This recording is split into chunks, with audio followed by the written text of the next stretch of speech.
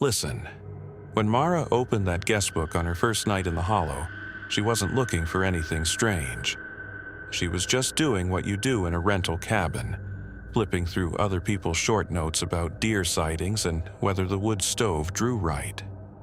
The book was a composition notebook, the kind with the black and white marbled cover, kept on a shelf beside a jar of old pens. She read through a dozen entries, then she found one in her own handwriting. Dated 4 years ago. She has not stayed in a rental cabin since. She has never explained why to anyone who asks. To understand how she got to that guest book, you have to start with why she drove up there alone. The separation had been quiet in the way that bad things sometimes are. Not a fight, not a door slamming, just a conversation in a kitchen that ended with her sleeping in the spare room and him not asking her to come back. 2 weeks later, she found the listing. It said, quiet, no neighbors, wood stove included. She liked that it didn't say cozy or charming, or any of the words rental listings use when they want you to believe you're somewhere romantic. She booked 3 nights and told her sister she was going up to the mountains to clear her head. Her sister said to call when she got there. She said she would.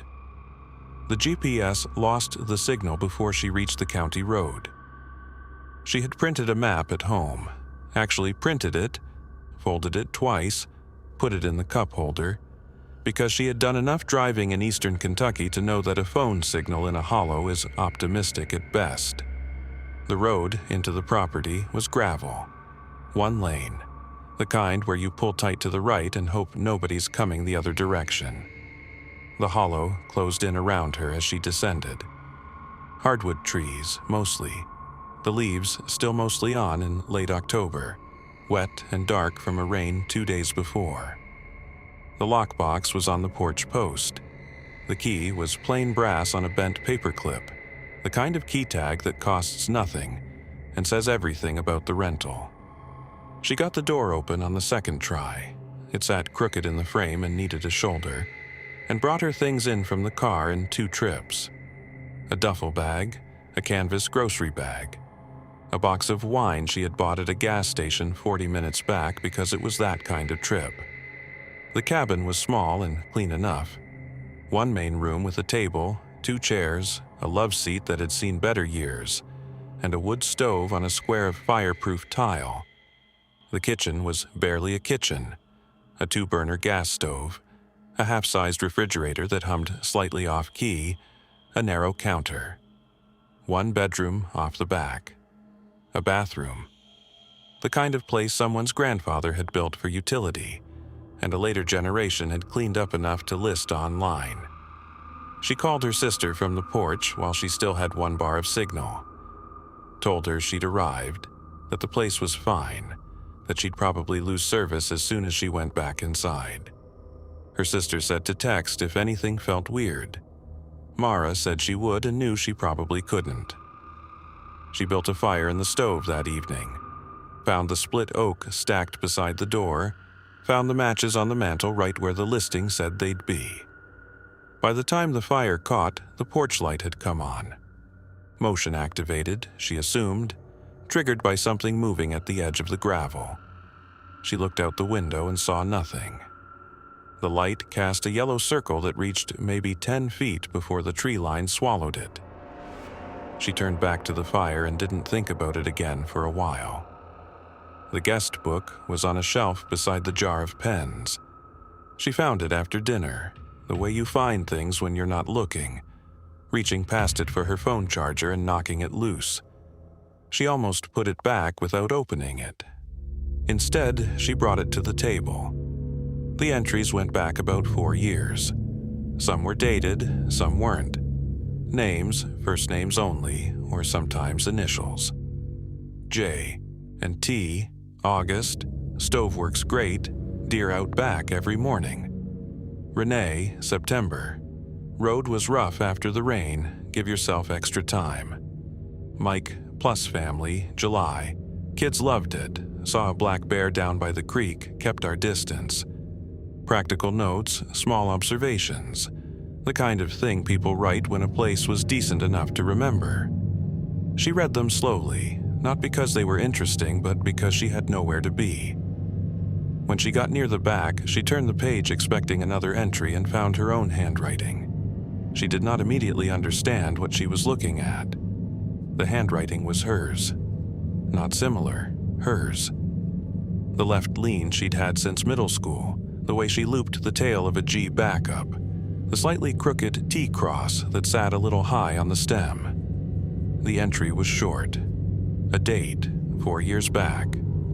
A name, her name, the nickname version, not the full name on her birth certificate, and 3 words below it. She set the book down. She picked it back up. She had never been to this county before. She'd booked this cabin 6 days ago on impulse, from her kitchen table, on a laptop she shared with no one. She had never been to this property, never driven this road, never heard of this hollow before the listing appeared in a search she almost didn't run. She was tired. She had been driving for 3.5 hours. She had cried twice on the way up and was running on gas station coffee and the kind of determination that sometimes looks like calmness. She set the book down again and told herself she was misreading it. Different person, similar handwriting. It happens. She opened a can of soup on the 2-burner stove and ate it, standing at the counter, and did not pick the book back up until later. But later came, the way it always does. She retrieved her grocery list from her jacket pocket. She had written it 2 nights ago at her kitchen table, in the house that no longer felt like hers. She set it flat on the table next to the open guest book and looked at both pages under the single overhead bulb.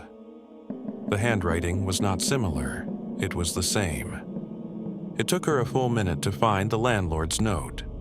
It was tucked inside the front cover, a folded slip of paper she had missed the first time through. Handwritten, brief. Please do not write in the last pages. Last pages are reserved. She looked at the entry again. She looked at the note. She looked at the entry. She locked the door. It had a deadbolt that worked fine, and then she locked it again. She set the guest book back on the shelf, spine facing out so she couldn't read the cover. She turned off the overhead light and lay down on the bed with her phone on the mattress beside her, screen facing up. The rain started around 10. Quiet at first, then heavier. Then the tin roof above her was full of it. She lay there listening to it the way you do when you need noise to prove the world is still ordinary. At some point near 11, the porch board settled. One creak, slow, like a foot shifting weight, then nothing. She listened for a long time. She did not get up to check. She woke before the rain stopped. Not from a sound, or at least not one she could name after the fact. Just a gradual awareness that she was awake and the sky outside the bedroom window had gone from black to a flat, pale gray. The rain was still going, lighter now, ticking against the tin in small, irregular bursts. The wood stove had burned down to coals. The cabin was cold in the way old places get cold from the floor up, and she lay there for a moment with the blanket pulled to her chin, going through the night in her mind the way you inventory a room you're not sure you left in order. The porch creak. She had not checked. She got up, put on her socks, and stood at the bedroom window first. The gravel drive, the edge of the tree line. The porch light had shut itself off at some point in the night, and everything in the gray morning looked level and still. A few wet leaves on the porch boards, nothing else. She made coffee on the 2-burner stove with the ground sheet packed, not good coffee, the kind that does the job, and she stood at the kitchen window while it finished and looked out at the hollow. The trees were dripping. The road in was a darker line through the wet gravel. Whatever sound the night had produced, the morning looked indifferent to it. The guest book was still on the shelf, spine out. She left it there through the first cup, got dressed. ate a piece of bread standing at the counter, told herself that she was not going to spend her 3 days in a rented cabin in the eastern Kentucky mountains being strange about a composition notebook. She picked it up on her second cup. In daylight, with the flat gray light coming through the window and the coffee in her hand, she had expected it to look different, more explainable, the way bad dreams reduce themselves in the morning. It didn't. The handwriting was still hers. The date was still 4 years ago. She read the 3 words again. I should leave. That's what they said. Not poetic, not threatening on its own. Just 3 words she might have written herself. The kind of thing you write at the end of something. She had thought similar things at least twice on the drive up, but she had not written them. She had not been here. She had never touched this book. She turned past the entry, toward the back pages the way she hadn't the night before, and that was when she found the second one. Below her first entry, on a page she was certain she hadn't reached the night before. She had stopped, she had set the book down, she was sure of it. There was a second entry, same handwriting, same date. 2 words this time, sitting below the first 3, like a response. Not yet. She put the book on the table. She sat down. She looked at it for a moment the way you look at something you are deciding whether to believe. I should leave. Not yet. The 2 entries together formed a sentence she recognized. Not from something she'd written, from something she'd said. Out loud, alone, in her car on the drive up. Somewhere on the 2-lane after the GPS died. She had been crying, and then she had stopped crying, and she'd said it to the windshield. I should leave, not yet. Meaning the marriage, meaning the house, meaning the whole arrangement she had been failing to exit for 8 months. She had said it quietly, the way people talk to themselves when there's no one to hear. There had been no one to hear. She looked at the landlord's note again, the slip of paper tucked in the front cover. Please do not write in the last pages. Last pages are reserved. She had assumed the night before that this was some quirk of the property owner, a sentimental thing. The last pages saved for something. She took out her phone. 1 bar, flickering. She watched it drop to nothing, then come back. She pulled on her jacket and her wet boots and went outside.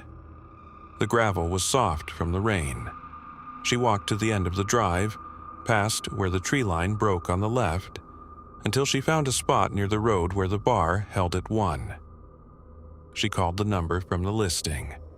It rang 4 times and a woman picked up. Mara explained who she was, the 3-night rental, the cabin in the hollow. She'd arrived yesterday evening. She said she had a question about the guest book. She kept her voice level because she did not know how to explain what she was asking without sounding like someone who needed to leave. The woman on the line listened. Then she said, in a tone that was calm to the point of being careful, the last pages were for entries made by guests before they booked. She said sometimes guests wrote entries early. She said not to worry about it. Mara asked her to repeat that. The woman said it again, the same way. Sometimes guests write their entries early. Then the line dropped.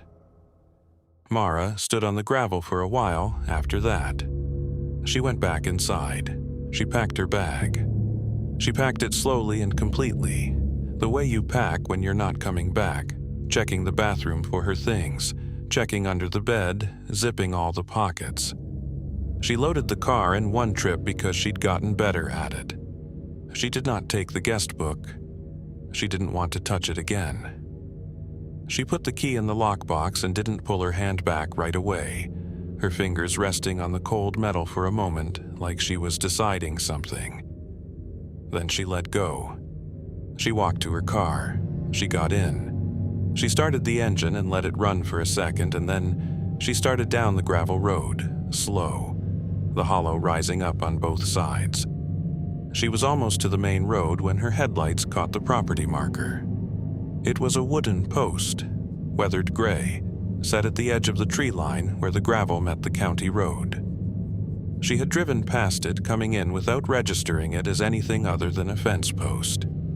It had names on it, carved deep, the kind of carving that takes time. A record of something. Guests, maybe, or the families who'd owned the land. She could see several names in the headlights, dark with age, the wood smooth and compressed around each letter. She stopped the car. At the bottom of the post, below all the other names, was hers. Freshly cut.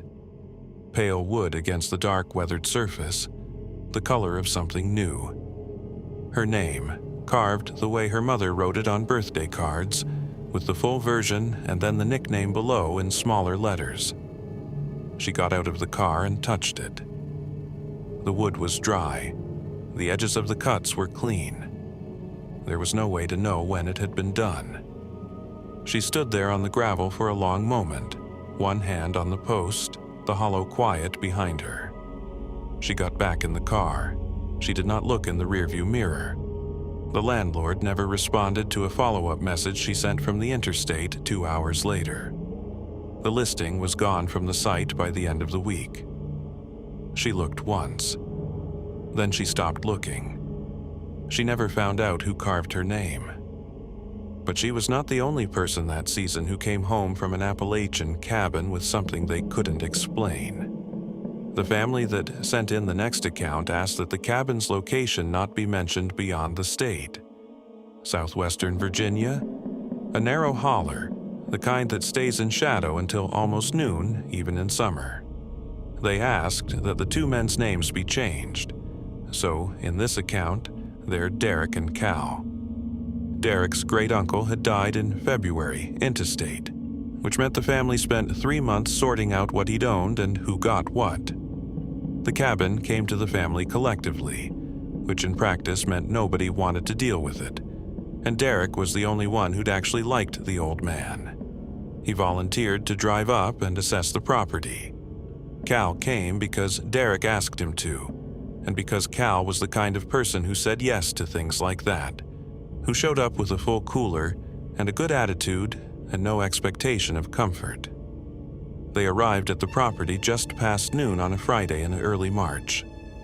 The road in was unpaved, and the last stretch required the truck to work harder than either of them would have preferred, but it held.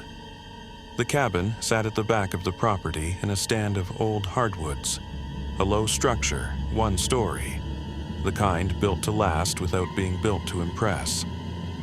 Tin roof, cinder block foundation, a covered porch across the front. It looked like what it was, a place a man had used for decades and maintained the way men of a certain generation maintain things, which is to say, functionally and without sentiment. Derek had a key. The door opened into a single main room that held a wood stove, a table with 2 chairs, a cot against one wall, and a kitchen alcove barely wide enough to stand in. To the right, a short hallway led to a second room, a bedroom maybe, or a storage room, and past that a small bathroom with a toilet and a shower that looked like it hadn't been used in some time. Cal found the generator in a shed behind the cabin and got it running. Derek inventoried the main room, checked the stovepipe, opened windows to air the place out. They had brought propane lanterns in case the generator proved unreliable, which it did by early evening, coughing out with a mechanical finality that suggested it was done for the season. It was Cal who noticed the hallway first. He had gone to look at the second room, to see if it was worth anything, whether there was furniture or equipment to account for, and he came back to the main room and said, "Door at the end is nailed shut." Derek went to look. The door was a plain interior door, hollow core, the kind that provides privacy but not much else. It had been sealed with 6 nails driven through the frame and into the door itself, deep enough to hold. The nails were old, slightly rusted, but the holding was solid. Derek pressed on the door. It didn't give. What registered after a moment was the direction. The nails had been driven from the hallway side. Whoever sealed this door had been standing where Derek was standing. They had sealed the room from the outside. Cal said, "Animal got in, maybe, through the floor." That made sense. Old cabins in hollow country get groundhogs under them, sometimes raccoons. You seal off a compromised room and deal with it later, or you don't deal with it and you just keep the door closed. Derek filed it under things to figure out before any decision about the property and went back to the main room. The neighbor came that afternoon. She appeared from the ridge path above the cabin, an older woman moving carefully on the slope but without hesitation, someone who had come down that path more times than she could count. She introduced herself as having lived on the ridge above for going on 30 years. She had known Derek's great-uncle. She said she was sorry for the family's loss, and she meant it, you could tell. She looked at the cabin the way people look at places they know well, taking inventory. Then she looked at the hallway, or at least toward it, and she said, "Your uncle nailed that back room shut for a reason. I'd leave it that way." She said it the way you say something practical, not a warning delivered for effect, just a thing she knew that she thought they should know. Derek thanked her. He asked if she knew what the reason was. She said she didn't know exactly, only that his uncle had done it about 6 years ago and hadn't discussed it. She said the old man had been practical about most things, and she figured he'd been practical about that too.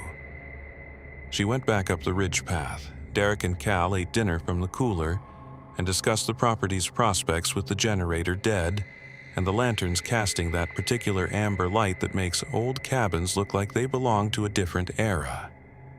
Neither of them mentioned the nailed door again until after dark. It started around 10 o'clock. One knock. Then a pause of maybe 4 or 5 seconds. Then 2 more in quick succession, like a signature. 1, pause, 1, 2. Derek heard it first. He thought it was the cabin settling, the way old wood moves in cold nights. He said nothing. Then Cal looked up from the magazine he was reading by lantern light and said, "Did you hear that?" They listened. The cabin was quiet except for the lantern hiss. Then it came again. 1, pause, 1, 2, coming from the nailed door at the end of the hallway. They went to look, both of them, standing in the hallway with a lantern between them. The door was sealed as it had been. Nothing visible had changed.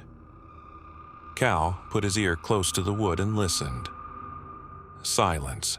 He said it was probably an animal that had gotten in through the foundation, wedged itself under the floor in that room, disoriented, knocking against the joists. Derek thought that was probably right. Cal put his hand flat against the door to feel for vibration. The knocking stopped immediately. They stood there. 30 seconds. A minute. Nothing. Cal took his hand away and stepped back. They returned to the main room and sat with the lanterns, not discussing it the way men sometimes don't discuss things they aren't ready to name. The generator was dead. The road in was too narrow to reverse safely in the dark. Derek had almost gone into the ditch on a curve coming in even in daylight. Leaving wasn't practical until morning. They both understood this without saying it. The knocking came twice more before midnight. Each time, it stopped when they approached the hallway. Each time, it resumed after they returned to the main room, and some minutes had passed. After the second time, they agreed to wait for first light before pulling the nails. It was a reasonable decision. That's the part that still matters.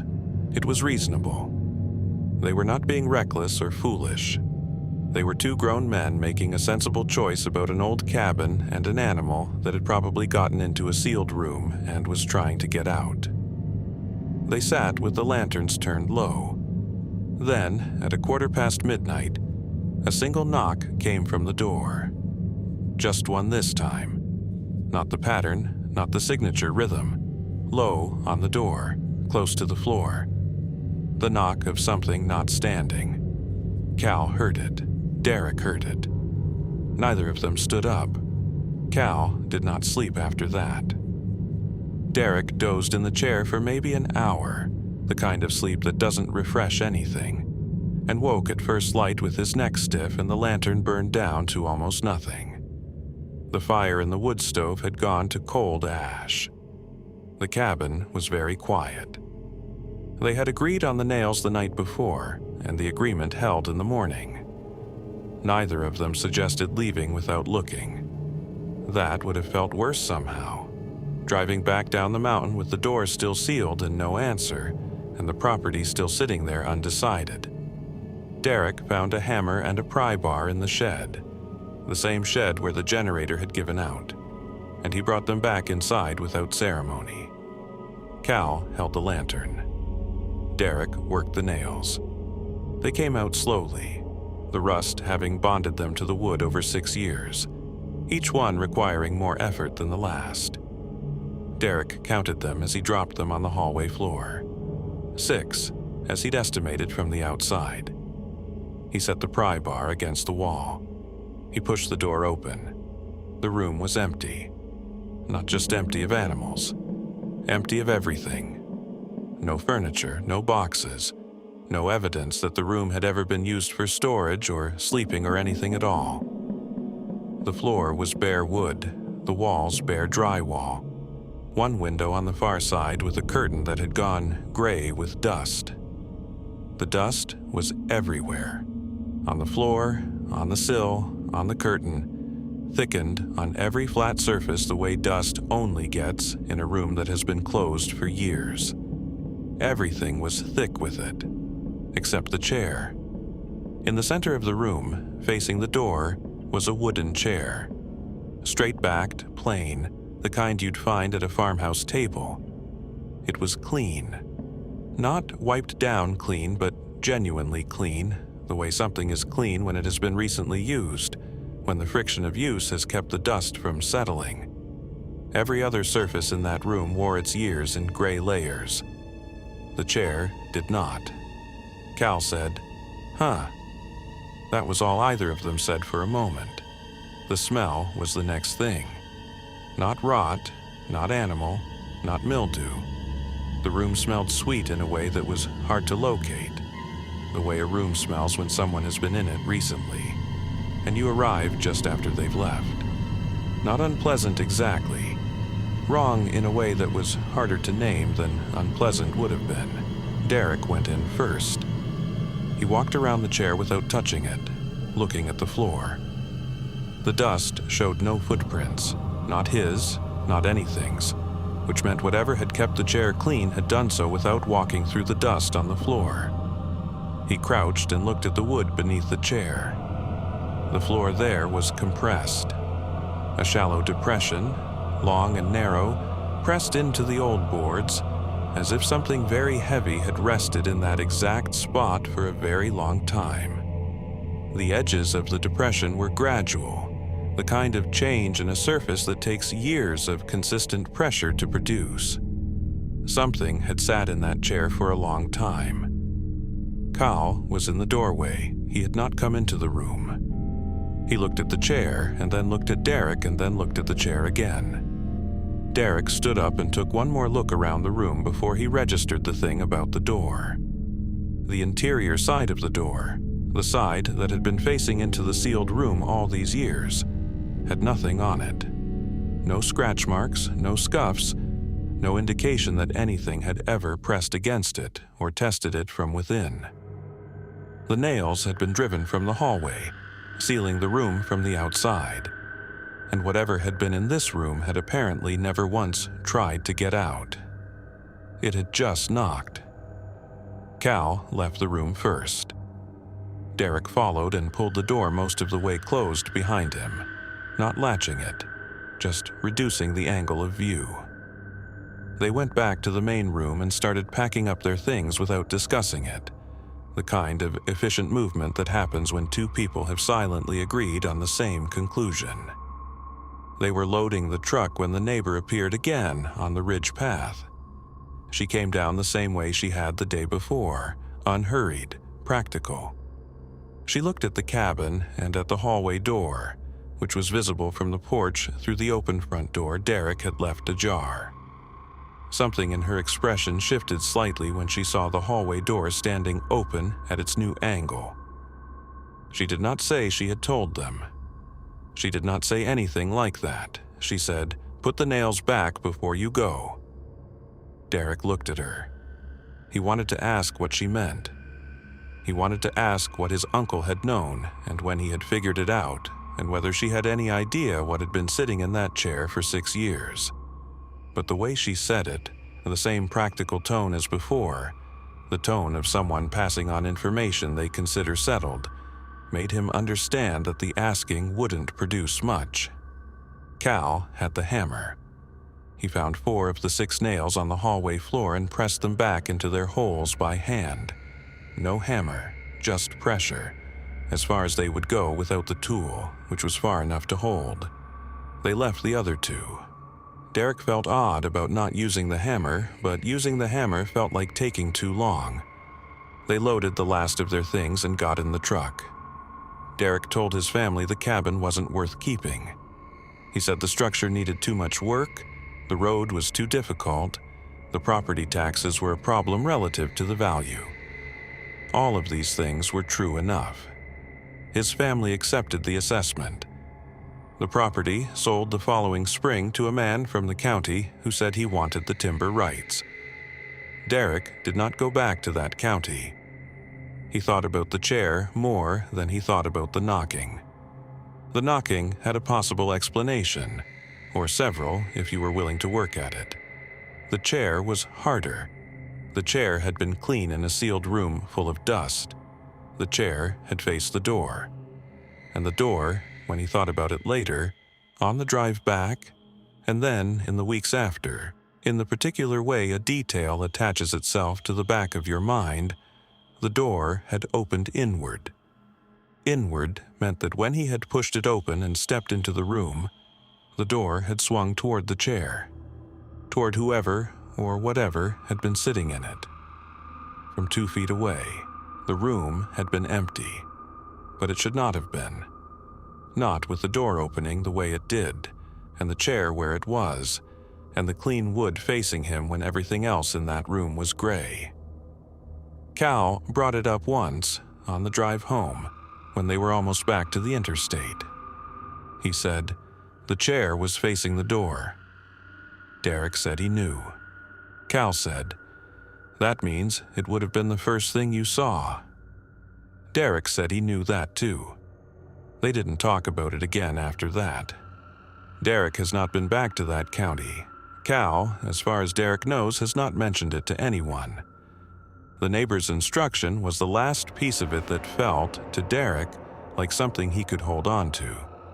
She had told them to put the nails back. They had, more or less. He had to believe that was enough. The next account also begins with a knock. But this one, the family still does not open the door. This one comes from a granddaughter. She recorded her grandfather telling it once, on a phone she kept in her lap at the kitchen table, because she had learned that he only told it once to any person, and she wanted to have it.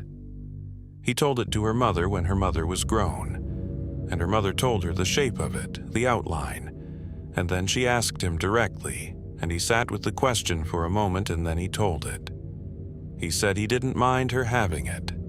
He said it didn't do him any good keeping it to himself, though he had kept it to himself for a long time. His name was Earl. That's the name the family gave permission to use, first name only. In the late 1970s, Earl drove up to a hunting ridge in West Virginia that he had hunted before, a few times, with his father when he was younger, and then once or twice on his own. Good ground. Steep, the way good ground usually is up there, but productive, and he knew the terrain well enough to move through it without a map. He rented a cabin for 2 nights from a man in town he knew slightly, not a friend exactly, more of an acquaintance with a property. the kind of arrangement that was common enough in those years and in that part of the country. The man drove him out to the cabin in the afternoon to show him where things were.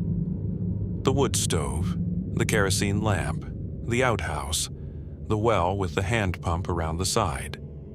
One room, which was all the cabin was, a cot against the wall, a table, one window looking out at the ridge.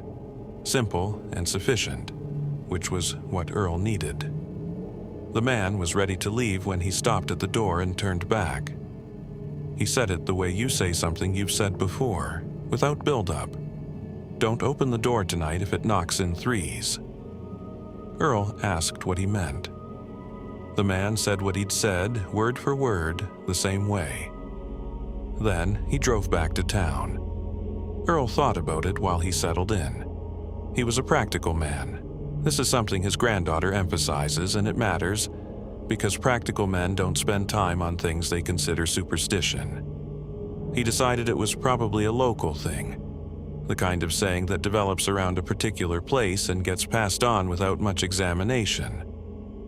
Maybe there were bears in the area, and knocking in the night was one of their behaviors. Maybe a neighbor had a habit of coming by late, and 3 knocks was their signal. He filed it as local color and let it go. He ate dinner from what he'd packed, heated on the wood stove. He cleaned up, trimmed the kerosene lamp to a comfortable level, and sat on the cot reading for a while. Outside, the ridge was doing what ridges do in October. The wind moving through the hardwoods in long, slow waves, the occasional branch dropping, the sound of water somewhere down the slope. Normal sounds. Comfortable sounds for a man who knew this kind of country. He was almost asleep when the first knock came. One knock. A solid knock, the kind a knuckle makes against a wood door, not a branch and not the wind. He lay still and counted, the way you do when you're waiting to know if something was real. 2 more came, evenly spaced, maybe a second and a half between each one. 3 total. Earl did not move. He lay on the cot with the kerosene lamp burning at its trimmed level, throwing a steady amber light across the room. And he looked at the door, and he thought about the man's instruction. He had said, "Don't open the door if it knocks in threes." He had not said what would happen if you did. He had not said what was out there. He had said it the way you say something practical, something learned. The 3 knocks were followed by silence. Earl listened to the silence the way you listen to a sound you're not sure has stopped, with everything you have barely breathing. It came again. 3 knocks. The same even spacing, the same solid sound, from somewhere close to the middle of the door. Earl sat up on the cot. He did not go to the door. He sat with his feet on the floor and his hands on his knees, and he looked at the hook latch. A simple hook and eye latch, the kind that provides almost nothing in the way of real security. And he kept his hands on his knees. The cabin was one room. He could see everything from the cot, the table, the stove, the window, the door. The lamp threw enough light that nothing in the room was hidden. Whatever was producing that sound was outside. 3 more knocks came. This time from lower on the door, not the middle. Lower, closer to the floor. Then 3 more, from high on the door, near the top of the frame. The knocking was moving. Not frantically, not urgently. The same even pace, the same spacing between each knock, just applied to different heights. As if something were methodically checking the door's surface. Or as if something understood that knocking was the form this interaction was supposed to take and was performing it thoroughly. Earl reached over and turned the lamp down. Not off, he didn't want to be in complete darkness, but low, reduced to a small orange point of light that changed the room from amber to shadow. He reasoned that if the window showed a light, whatever was outside knew someone was awake. He preferred it not to know that. The 3 knock pattern continued at intervals he could not predict. Sometimes 5 minutes between sets, sometimes 20. Once, what felt like almost an hour, during which Earl sat completely still and wondered if it was finished. And then 3 knocks came again, and he understood it was not finished. Nothing tried the latch. Nothing spoke. Nothing made any sound other than the 3 knock pattern repeated with that same even spacing. Earl sat on the cot until the window went from black to gray. When the light was enough, he put on his boots and his jacket, and he opened the door. The ground in front of the door was soft from a light rain that had come through sometime in the night. He could see his own boot prints immediately, the ones he'd made the evening before, arriving, and the ones he made now, stepping out. The soil held impressions clearly. There were no other prints. Nothing had walked up to that door. He looked at the door itself. No marks on the wood, nothing on the frame. He walked around the outside of the cabin and found nothing disturbed, nothing moved, no sign that anything had been there at all. He packed his things and drove back to town without hunting. He found the man at his property and paid him for the second night he wasn't going to use. The man counted the money and folded it and didn't say anything right away. Then Earl told him he'd heard the knocking, that it had come in threes all night until morning. The man nodded like he was hearing something he recognized. Earl asked him what happened to the people who opened the door. The man was quiet for a moment. Then he said, "I don't rent that cabin to families." He didn't say anything else. Earl didn't ask again. He never hunted that ridge. He told the story once to his daughter when she was grown, and she told the shape of it to her own daughter. And her daughter asked him directly, and he told it once more, into a phone kept quietly in a lap at a kitchen table, and that was the last time. His granddaughter has never stayed alone in a cabin. She says she has her reasons, and that this is one of them, but not the main one. The main one, she says, is something her grandfather said at the end of the recording, almost as an aside, almost to himself. He said he thought about that night every day for the rest of his life. Not because he was afraid of what might have been outside the door, because he was afraid of how close he came to opening it. The ones who answered twice didn't come home telling it. This one comes from a trail maintenance volunteer in eastern Tennessee who submitted it on behalf of a retired ranger. The ranger's name has been changed. In this account, he's Dale. Dale had 22 years of service when this happened. He is described in the volunteer's submission as someone who noticed practical things, scat patterns, trail erosion, the way a storm had moved through a ridge versus how a person had moved through it. He was not, the volunteer is careful to say, someone who talked about things he couldn't explain. The fact that he wrote this account down 8 years after it happened is the detail the volunteer keeps returning to. He says that's what made him believe it. The assignment was routine. A November storm had come through the eastern Tennessee backcountry and left damage reports scattered across 3 trail segments, and someone needed to hike in and assess before a crew went in with equipment. Dale had done this kind of overnight dozens of times. He knew the trail, knew the midpoint cabin, knew the ridge above it. He packed for one night, signed out at the station, and was on the trail by 9 in the morning. He reached the midpoint cabin in just under 3 hours. It was a small structure, a ranger cabin rather than a rental, kept stocked with basic supplies, and a logbook that rangers were required to sign in and out of for safety accountability. Dale had slept there before. He built a fire in the small stove, conducted his radio check, partial signal, which was normal for that elevation, and sat down at the table to eat and record his storm assessment notes before the light went.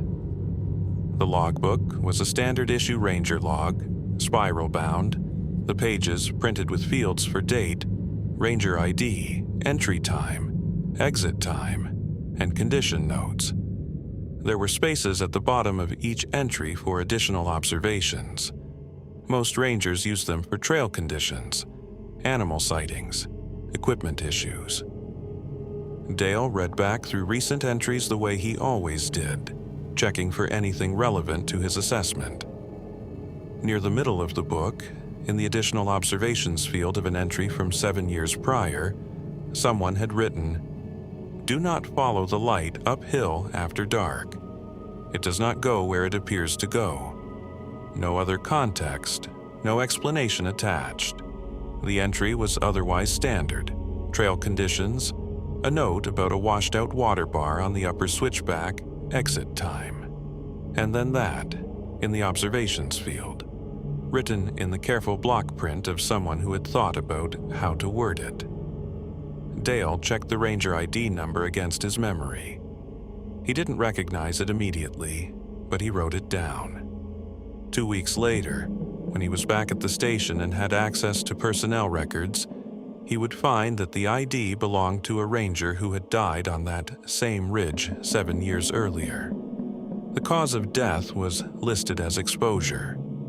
Dale had known rangers who died in the field. It happened, in 30 years of backcountry work, more often than the public understood.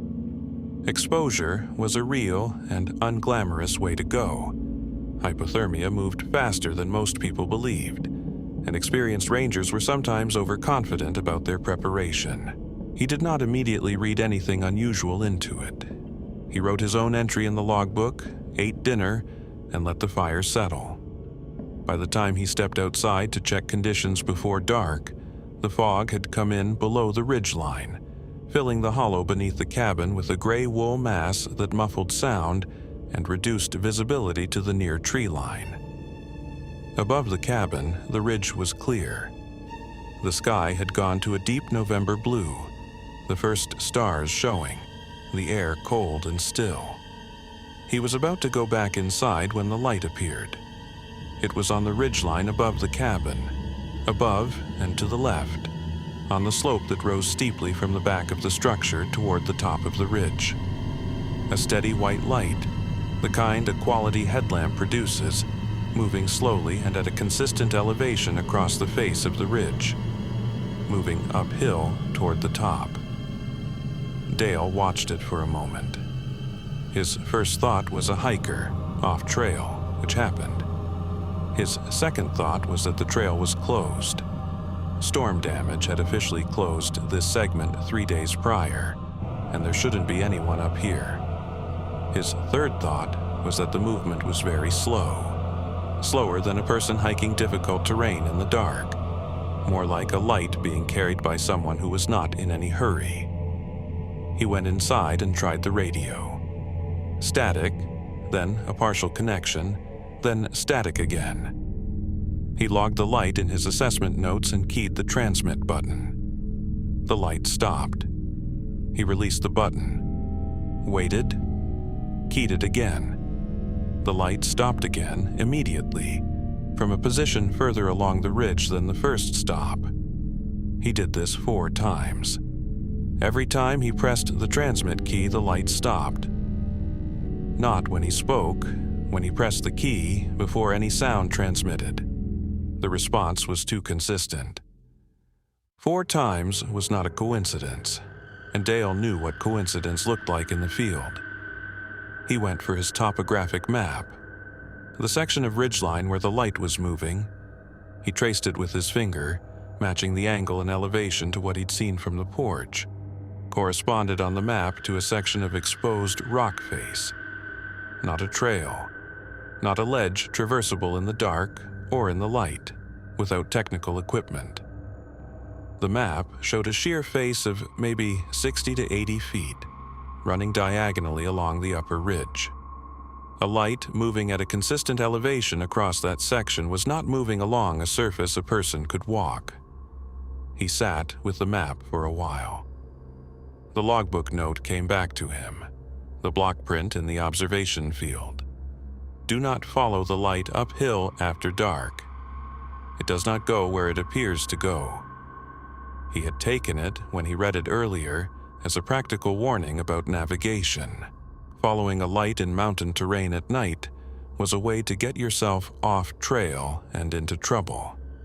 That was the rational reading. That was what he'd assumed the dead ranger had meant. He was less certain of that reading now. He went back to the porch and looked up at the ridge. The light was still moving, still slow, still at its impossible consistent elevation across the rock face. He stood in the cold and watched it, and tried to construct an explanation that fit the topographic map and the behavior with the radio key and the dead ranger's careful block print. He built several explanations and took them apart and built others. He was still on the porch when he decided to try the radio one more time. He went inside, picked it up, keyed the transmit button. Nothing but static came back, the same as before. Then the static cleared. Not all the way. It thinned, the way static thins when a signal tries to come through from a marginal distance. And through it, clearly enough that there was no question about what he heard, a voice said his name. His first name. Not his ranger ID, not his last name, not a call sign.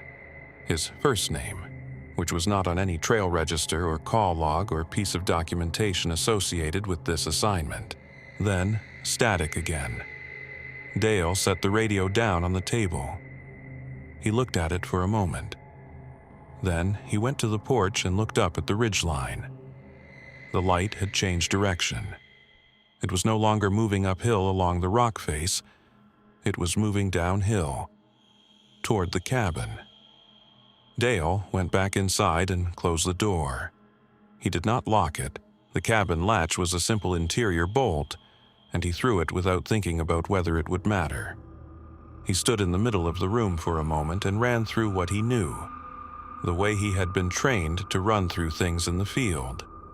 What he had, what he didn't have, what his options were. What he had, a fire in the stove, a lantern, a radio that was producing results he couldn't account for, a topographic map that said the light should not exist, and a logbook note from a dead ranger who had apparently seen something similar and chosen those particular words to describe it.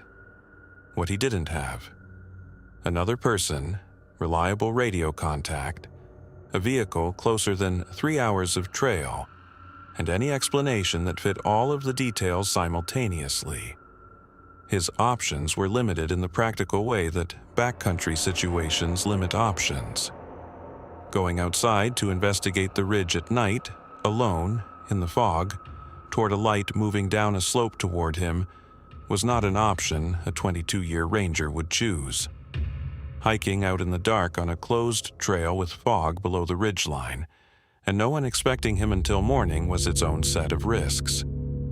He was in a structure. He had a fire. He would wait. He turned off the lantern. He did this deliberately, with the same logic he'd applied to the radio. The lantern made the window glow, and the glowing window was information about his position. He preferred not to provide information. The stove gave off enough heat to keep the room viable, and its small iron door threw almost no light. He stood in near darkness and waited for his eyes to adjust. Then he moved his chair to the far corner of the room, away from the door and away from the window, and he sat down with his back against the wall. He could see the window from where he sat. A rectangle of slightly lighter dark, the November sky above the fog, a few stars still visible at the top of the frame. He watched it. He heard the porch steps at what he estimated was 11:15, though he was not looking at his watch. 2 steps, the lower one, then the upper one, the particular sound of weight on old boards that he had learned over 2 days of arriving and leaving that cabin. The sound was deliberate, not rushed. Then the porch itself. Footsteps crossing the porch boards toward the door. Slow, even, stopping directly in front of the door. Dale sat in the corner with his back against the wall and did not move. The window filled with light. Not all at once. It grew, the way a lamp grows when someone carries it toward a window, increasing from the left side of the frame and settling into a pale, steady glow across the glass. The kind of light a headlamp makes when held at face level and aimed at a surface from close range. The glow was even. It did not move. Whatever was holding the light was standing still in front of the window, and the light was directed at the glass. Dale looked at the lit window and did not breathe. He watched the wall of that light for a long time. He could not see through it. It was too bright against the darkness behind him to allow his eyes to resolve anything on the other side. He could see the glow, the rectangle of the window filled with pale white, and nothing else. At some point, he could not say how long it held, somewhere between 10 minutes and 30, the light began to recede, moving back the way it had come. Left side of the window going first, then the center, then the glow thinning across the right side of the frame, and then gone. The window went back to the dark sky and the stars at the top. Footsteps back across the porch, the upper step, then the lower step, then nothing. Dale sat in the corner until he heard birdsong. First light came gray and then pale gold, and he sat in it for a few minutes before he stood up, because he wanted to be certain. Then he went to the door, unbolted it, and opened it onto the porch. The porch was empty. He had known it would be. He went to the window first, the outside of it, and looked at the glass. No prints on the glass, no smear, no mark. Then he looked at the porch boards in front of the window. There was a mark there. Not a boot print, not a complete impression. A pressure mark in the weathered wood. The kind of compression that happens when something very heavy stands in one place for a sustained period. Elongated, narrow, oriented toward the window. The boards had not cracked or splintered, just compressed slightly, in the way old soft wood compresses under load. He crouched down and looked at it for a long time. It was not boot-shaped. He knew what a boot impression looked like in soft wood and in soft ground, and this was not that. It was the right general length for a person, but the width was wrong. Too narrow throughout, no flare at the toe, no distinct heel. Whatever had stood in front of that window had stood very still for a very long time, and had left this. He went back inside and picked up the radio. The radio worked perfectly. Clear signal. Station coming through on the first key.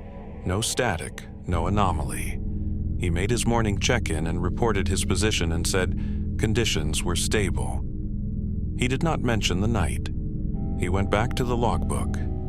He read the dead ranger's entry again, the observation field, the careful block print. Do not follow the light uphill after dark. It does not go where it appears to go. He had understood this when he first read it, as a warning about following the light. A navigation warning. Don't chase lights in the mountains at night. He understood it differently now. The warning was not about following the light uphill. The warning was about what the light did when you didn't follow it. It followed you back. He took out his pen and wrote one line in the logbook's observation field below his trail assessment notes. Note from prior entry confirmed. Do not follow.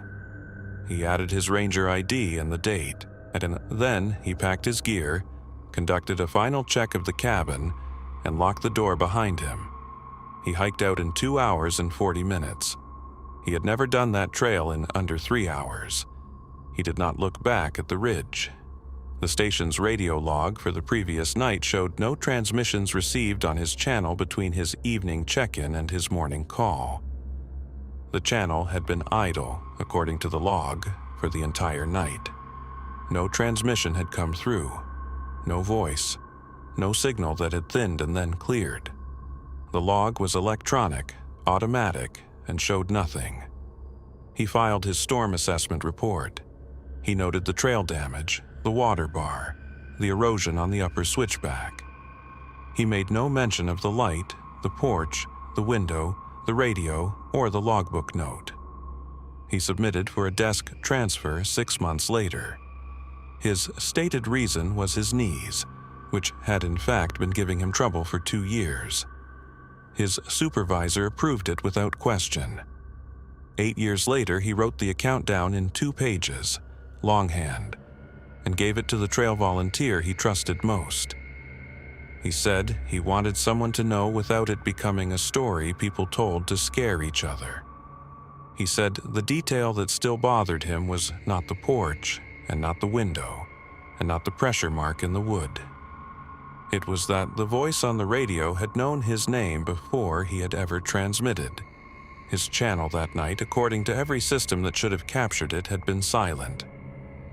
Dale wrote the account down because he needed someone to know. The trail volunteer submitted it because he thought other people who worked that ridge deserved to. The midpoint cabin is still there. The logbook is still in use.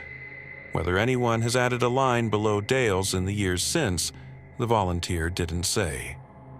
The next account also involves something that knew exactly where to stand. But this one moved.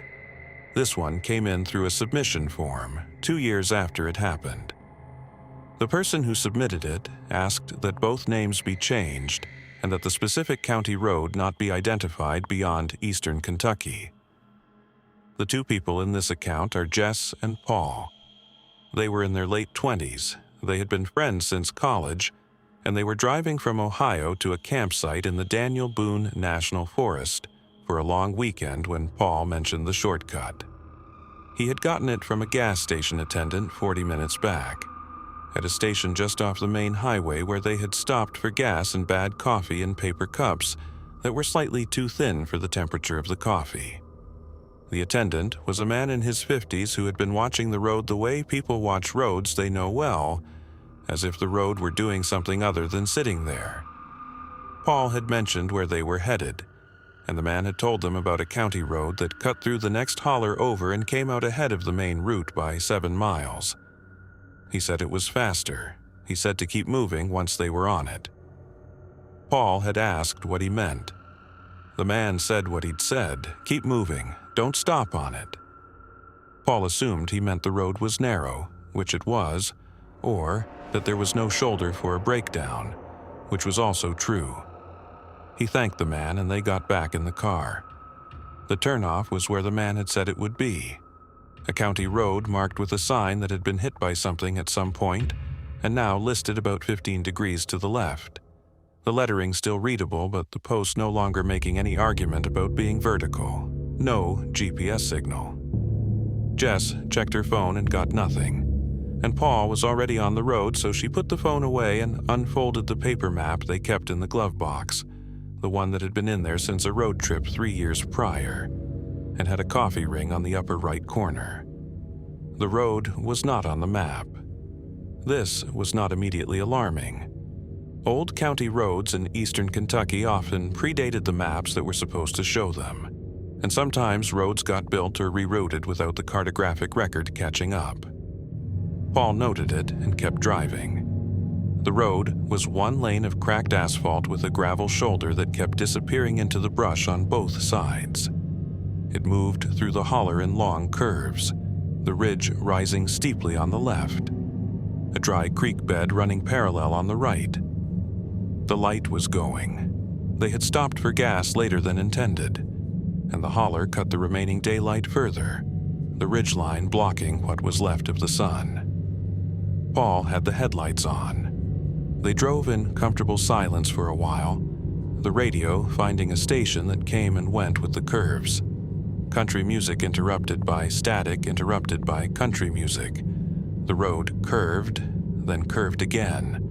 The holler narrowed, and then opened slightly and then narrowed again. Jess saw the mailbox first. It was on the right side of the road, at the end of a short gravel drive that disappeared into the trees. A standard rural mailbox, red, with the number painted on the side in white, 617, slightly uneven, the kind of lettering done by hand with a small brush. a dented aluminum mailbox on a wooden post. The red faded to a dusty color that still read as red in the headlights. She noted it the way you note mailboxes on unfamiliar roads, as evidence that someone lived out here, that the road led somewhere, that the world was still populated. She did not say anything about it. Paul made 2 more long curves, and the road opened into a slightly wider section, and he said, "Should have hit the county road by now." Jess checked her phone. Still no signal. She looked at the paper map and confirmed again that the road they were on did not appear on it. Paul checked the odometer. They had driven 7.4 miles since the turnoff. The man at the gas station had said 7 miles to the county road. They should be through. Paul kept driving.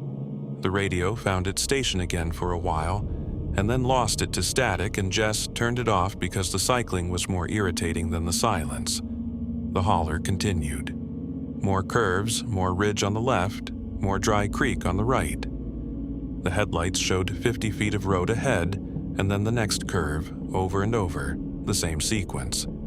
Then the headlights landed on the mailbox. Red, white lettering. 600 to 17, slightly uneven. The same gravel drive disappearing into the same trees on the right side of the road. Paul slowed but did not stop. Jess looked at him. He looked at the mailbox as it passed the passenger window, and then he looked at the road ahead. "That was the same mailbox," Jess said. "I know," Paul said. They had not turned around. The road had not intersected with another road. No crossroads, no fork, no driveway, long enough to have turned onto and back from without either of them noticing. The road had curved consistently in one direction, and they had stayed on it, and the mailbox had appeared ahead of them for the second time. Paul checked the odometer. They had driven 14.3 miles since the turnoff, 7 miles more than the man had said it would take to reach the county road. The math did not produce an explanation. You could not drive 14.3 miles on a 7-mile road that didn't loop without something being wrong with one of those numbers, and the odometer was not the number Paul was willing to question. He drove past the mailbox and kept going. The radio, off, stayed off. Jess had the paper map open on her lap, even though the road wasn't on it, the way you hold on to something familiar when the familiar stops working. The holler curved. The ridge pressed in on the left. The creek bed on the right went darker as the last of the skylight left it. Jess thought about the gas station attendant's instruction. "Don't stop on it. Keep moving." She said it out loud, not as a warning to Paul, just turning it over. He said, "Don't stop." Paul said he thought the man meant because it was a narrow road. Jess said she wasn't sure that was what the man had meant. Paul didn't answer that. They drove another 2 miles of curves, and the holler did what it had been doing, and the headlights showed the same 50 feet of road over and over. Then the road straightened slightly, a longer sight line than they'd had in a while, and the headlights reached further ahead. And there was the mailbox, red, white lettering, the gravel drive on the right, the third time. Paul slowed to almost a stop. They were close enough to read the number clearly, 617. The driveway beside the mailbox was empty, dark, but on the second pass there had been something at the edge of the drive. Jess had seen it in her peripheral vision as they went by, had filed it as a post or a fence element, and then, in the few seconds after, wondered if it had been something standing. She hadn't said anything then. She looked at the driveway now, the headlights reaching into it maybe 20 feet before the trees closed in. Empty. Paul had his foot on the brake. They sat there for a moment, engine running, the headlights on the mailbox and the empty drive. Then Jess saw it. Not in the driveway. Ahead of them. In the road itself. In the furthest reach of the headlights, standing in the center of the lane. 50 yards out, maybe a little more. A figure. standing still, facing them, visible from roughly the waist up in the headlight reach, the lower half dissolving into the darker road surface. It did not move. Paul's foot was still on the brake. The engine idled. Neither of them spoke. The figure stood in the center of the road and faced the headlights and did not move. Paul did not honk. He did not get out of the car. He looked at the figure for about 10 seconds. Jess counted later and said it felt longer, but she thought 10 seconds was accurate. And then he took his foot off the brake, put the car in reverse, and started moving backward. He did not look away from the figure. He drove in reverse with his left arm over the back of Jess's seat and his eyes on the headlights and the thing standing in them. The way you back up when you are not willing to turn around and lose sight of something ahead of you. The gravel shoulder crunched under the rear tires when he drifted slightly right. He corrected without looking. The figure did not move. They went backward for what Jess estimated was a quarter mile before Paul found a section of road where the gravel shoulder widened into a rough apron, a turnaround, or the remnant of one, packed dirt and loose stone where a vehicle had pulled off enough times to create a flat space. He used it. 3-point turn, slow, the headlights sweeping the tree line and the road alternately. When the car was facing the direction they had come from, he looked in the rearview mirror. The road behind them was empty. The figure had been in the headlights facing them. Now the headlights were pointing away from it, and the road behind them was dark, and the rearview showed nothing but the retreat of the road into darkness. Paul drove. He did not accelerate dramatically. He drove at the same pace he'd been driving the whole road, which Jess found either reassuring or unsettling depending on the second she examined it. He was not panicking. He was also not pretending nothing had happened. He drove with both hands on the wheel and his eyes on the road, and he did not suggest an explanation. The mailbox passed them on the left this time, going the other direction. 617, white on red, the gravel drive beside it dark and empty. The drive was empty. Jess looked as they went past, and there was nothing there, no figure, nothing standing at the edge of the trees. She faced forward and did not look back. They reached the turnoff in 4 minutes. Jess checked the odometer when they hit the county road. 4 minutes of driving from the turnaround point to the main road. She did not say the number out loud, and Paul did not ask. The math was not a math either of them wanted to do in the car. The gas station was still lit. The attendant was in the process of closing, flipping the sign on the door, keys in his hand, when Paul pulled in. He stopped because Jess said stop, and he stopped. She got out and walked to the door before the man had finished locking it. She knocked once, and he opened it and looked at her the way people look at someone who has just come off a road they know. She described the figure. She kept it brief. A person standing in the road, center of the lane, not moving, no vehicle nearby, no explanation she could produce for what they were doing out there. The man listened. When she finished, he said, "Did you stop?" She said no. They had reversed and turned around. He said, "Good. And then, that's all I can tell you." She asked him what was on that road. She asked him what the figure was. She asked him who lived at 617. He said he was sorry. He didn't have more than what he'd already given them. He said the road came out eventually, for some people, and for some people it didn't come out the right way, and keeping moving was the only thing he knew that helped. He was not evasive in the way of someone hiding something specific. He was careful in the way of someone who had learned not to try to explain it. He locked the door. Jess stood on the concrete apron for a moment and then got back in the car. Paul was looking at his window. She got in and looked at what he was looking at. His window, the driver's side, closed, the glass still up the way it had been the entire drive, had a smear on it. On the outside of the glass, low, near the bottom of the window frame, a lateral smear, like something had been drawn sideways across the glass. Not a clean print, not a clear handprint, but the shape of it, the placement, the way it narrowed at one end and widened slightly at the other.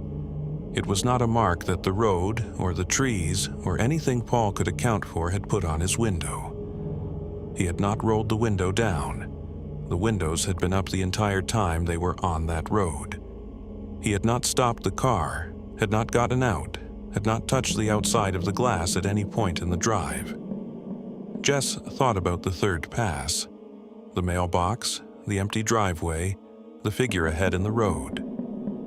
She thought about the moment just before Paul had reversed, when they had been nearly stopped. The road had been quiet except for the engine. She had been looking ahead at the figure.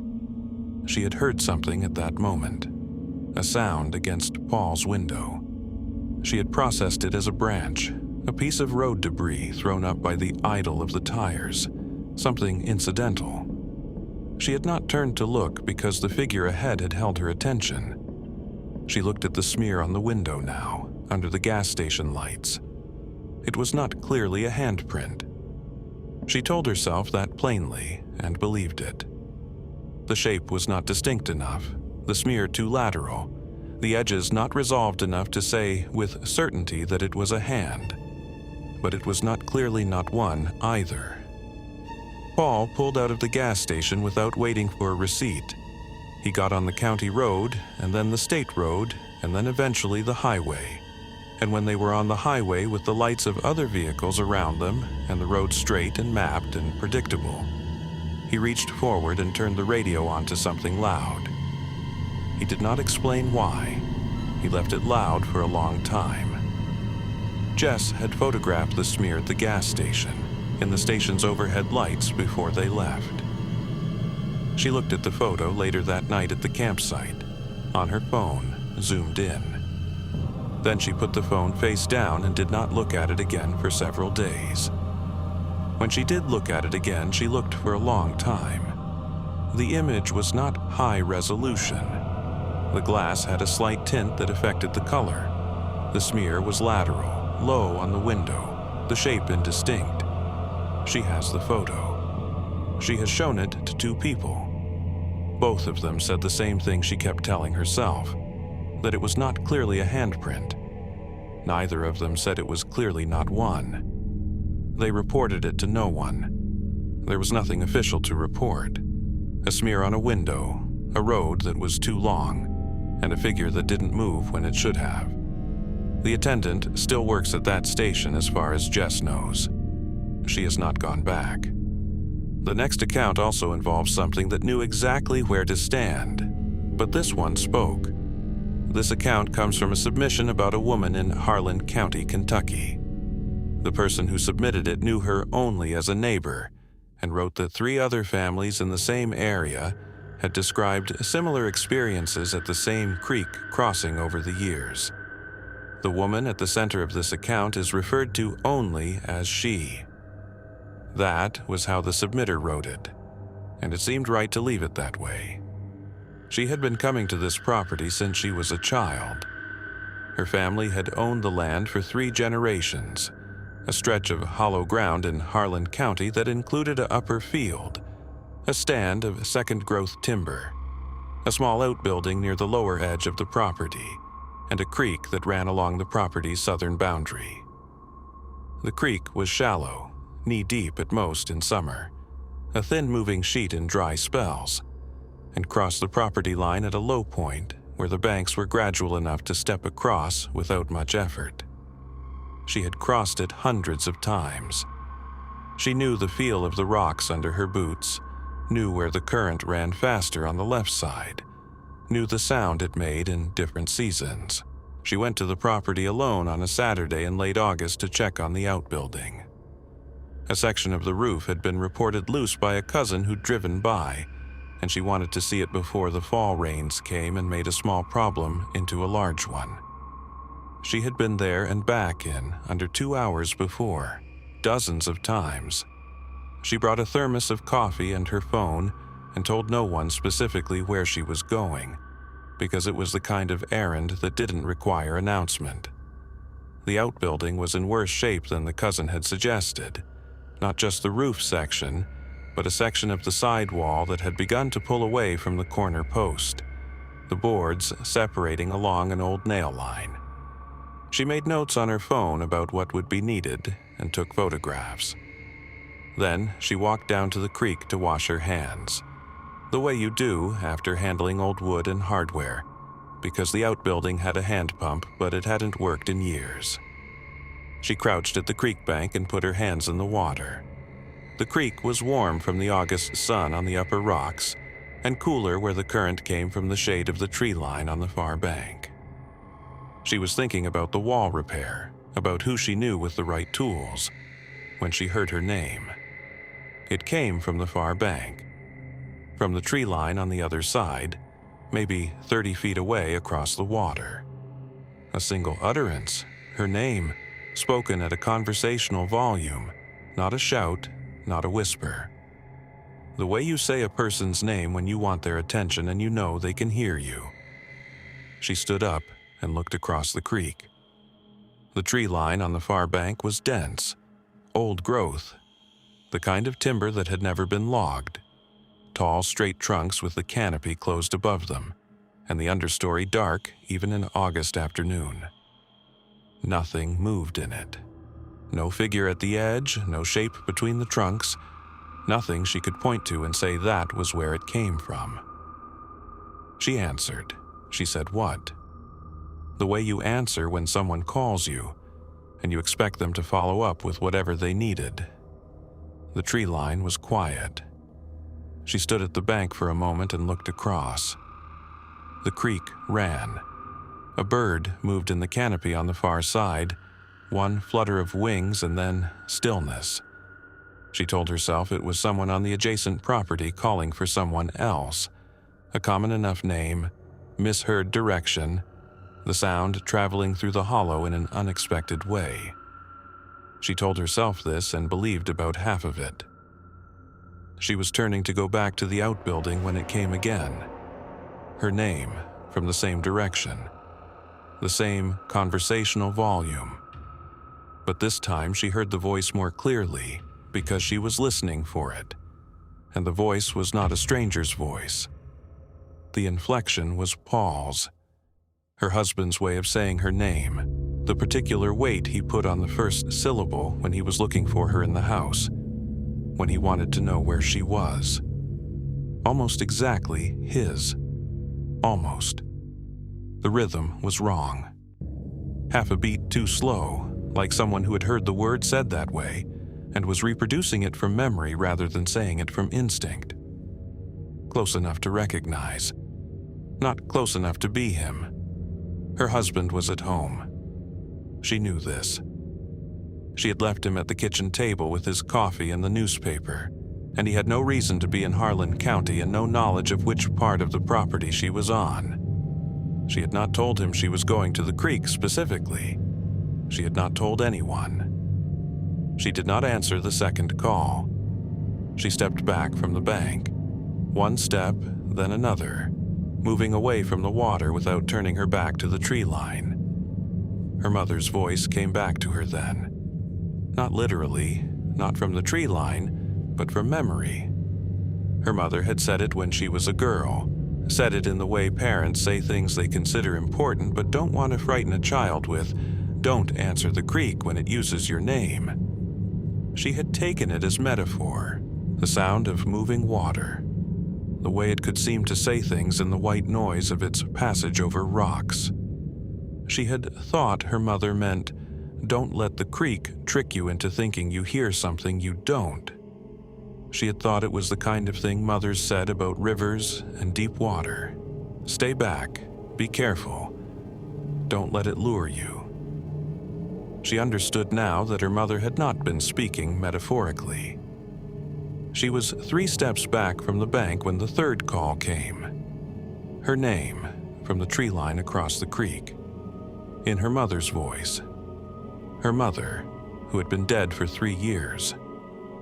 The voice said her name the way her mother had said it when she was small. Not her full name, Not the name on any document, but the diminutive her mother had used when she was young. The shortened version that her mother had called her, and no one else had ever used because it had been a thing between the two of them.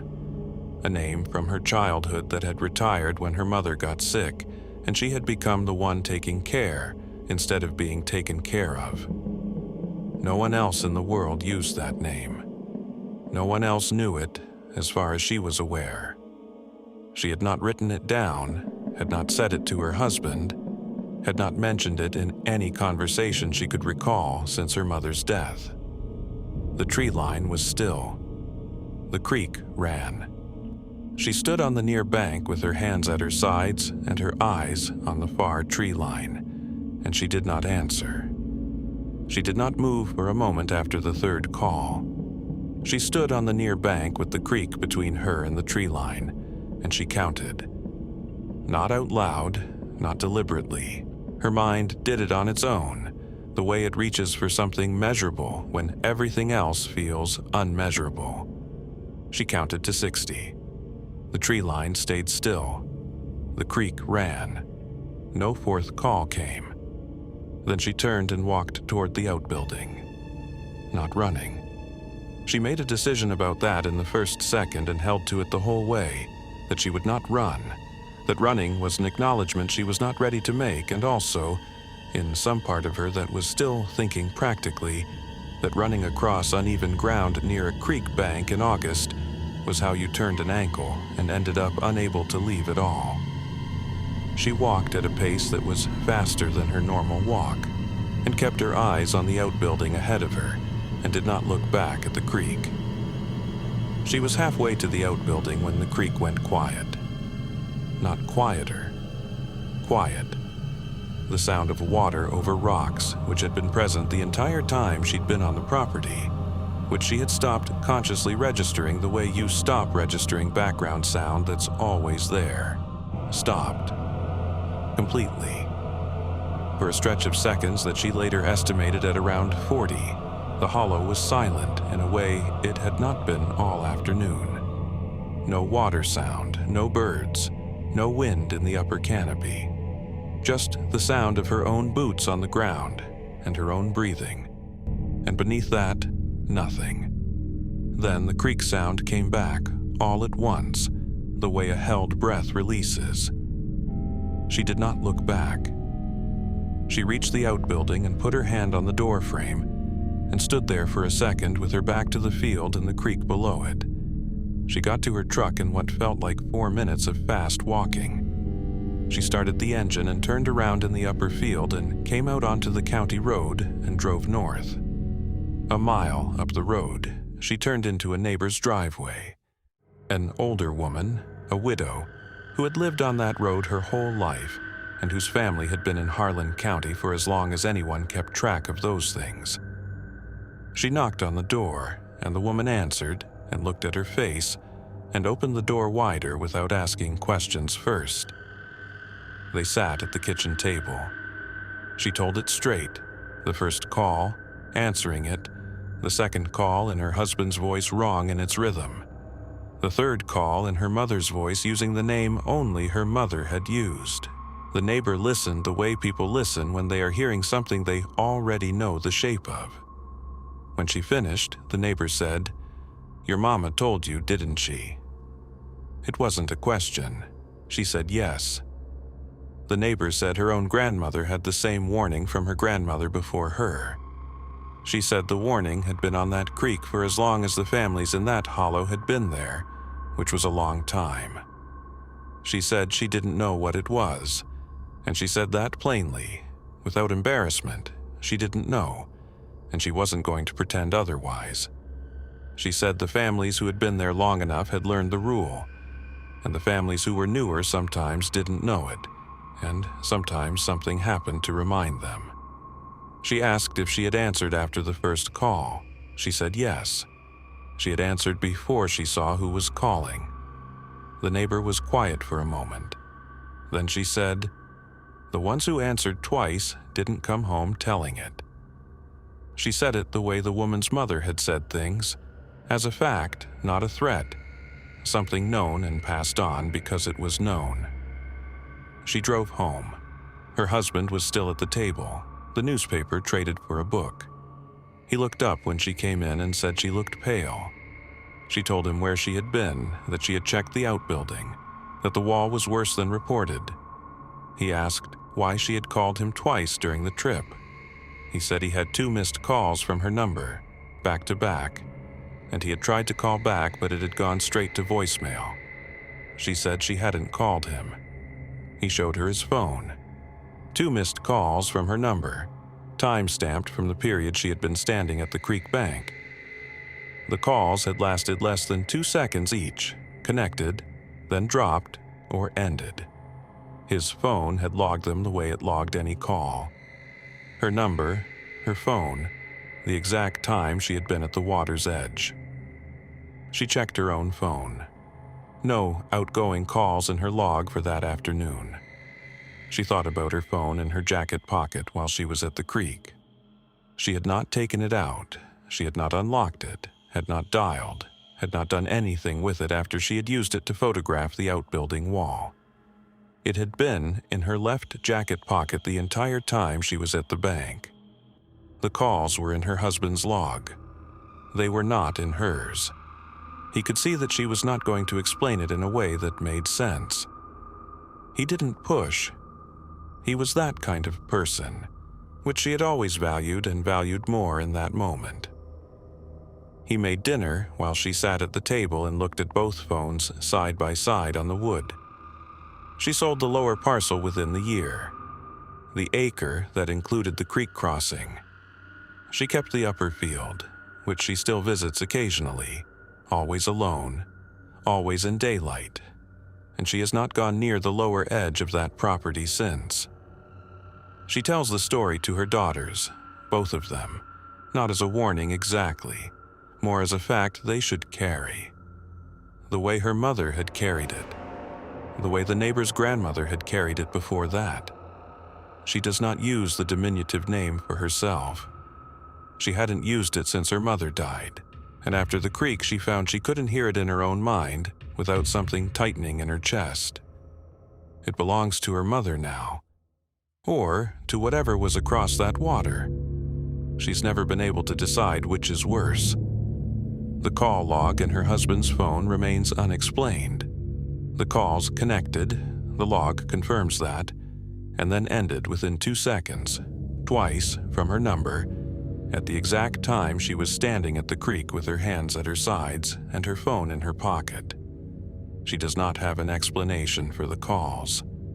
The submitter who sent this account in noted that 3 other families in that hollow had reported similar experiences at the same crossing over the years. Voices, always familiar, always slightly wrong, always from the far bank. None of them had a better explanation either. The account from Harlan County has no clean ending because it did not end cleanly. The creek is sold. The voices were real to her. The calls were logged. The final account tonight has none of those small comforts. It has a cabin on a fire road that should not have been available to rent, a woman named Nina who booked 3 nights, and a discovery on the final morning that the county sheriff's office investigated for 6 hours and then closed as unfounded. Nobody who was involved in that closure has said much about it since. The person who submitted this account identified themselves only as someone who had been involved in the county response. They asked that the county not be named.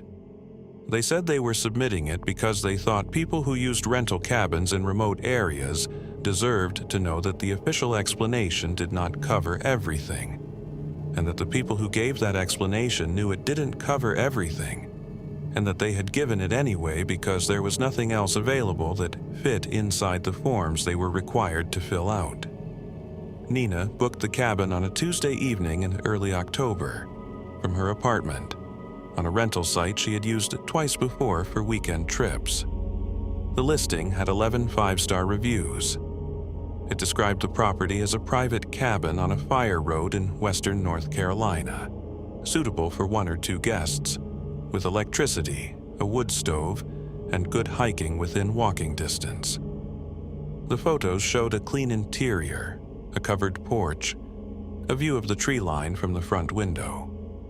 The nightly rate was reasonable. She booked 3 nights because she was writing a long paper and needed quiet and distance from the particular distractions of her apartment and her city. She drove up on a Friday afternoon. The fire road was gated at the county road, the way the listing had described. A heavy chain-link gate with a combination lock, the code provided in the booking confirmation. She stopped at the gate, got out, worked the combination in the October cold, and swung the gate open. She drove through, got out again, and closed the gate behind her. The fire road was rough but passable, running through second-growth timber for about 1.5 miles before opening into a small clearing where the cabin sat. A man was parked at the gate in a county vehicle when she arrived.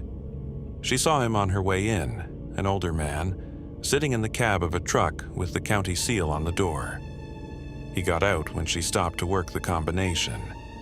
He watched her with the polite attention of someone who is not trying to be intrusive, but is genuinely curious.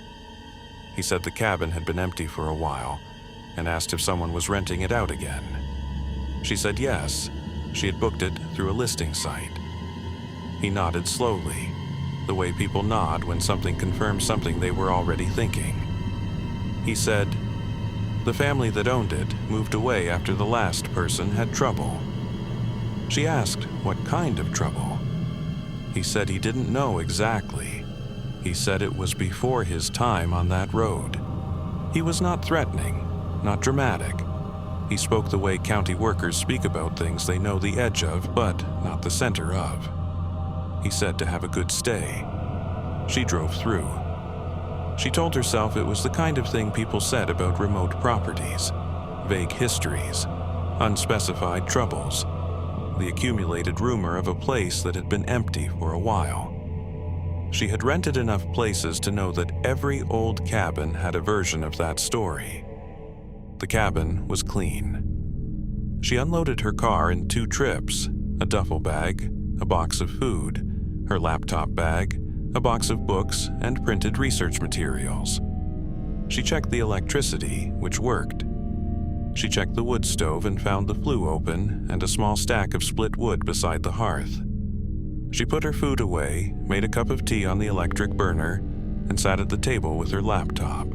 Through the front window, she could see the tree line at the edge of the clearing, the last of the afternoon light on the upper branches.